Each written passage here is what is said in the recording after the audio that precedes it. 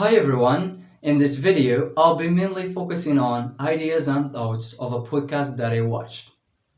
The podcast revolved around the idea that education is in crisis globally, as economies are now technology driven and are evolving at a fast pace, while the educational systems have not yet undergone a significant change.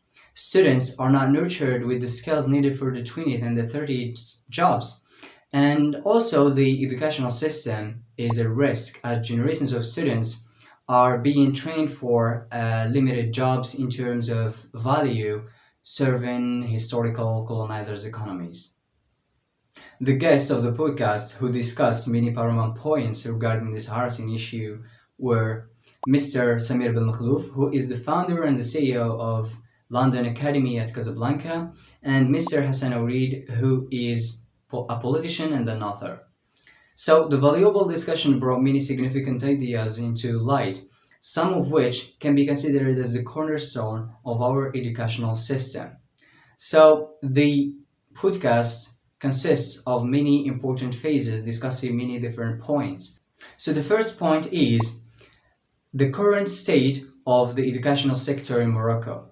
So the discussion came up with ideas highlighting the fact that we lack competitiveness, all while having many indicators that show that our educational system is not in a good shape.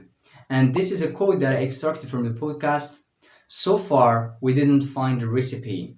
This drastically means that the situation necessitates making adjustments and refining unbalanced points, meaning that we need to craft our journey.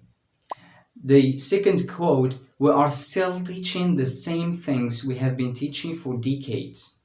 The interpretation of this quote will lead us to the construction of the belief that we are still stressing on some specific outcomes for some specific jobs or professions.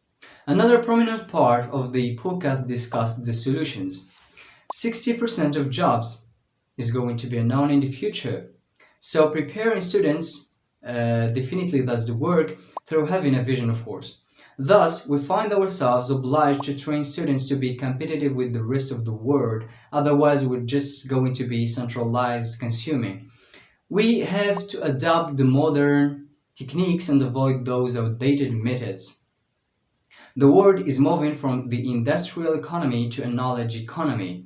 We have a lot of data that is not even used, which highlights the necessity of the project-based learning and the experiential learning, as we need to touch and feel through solving real-life problems. The question is, how are we going to coordinate these innovations with the public sector? Even if some success stories pop up to the surface from time to time, a huge gap is still there. So listening to each other is tremendously significant in this regard, as it is indeed a part of the educational revolution.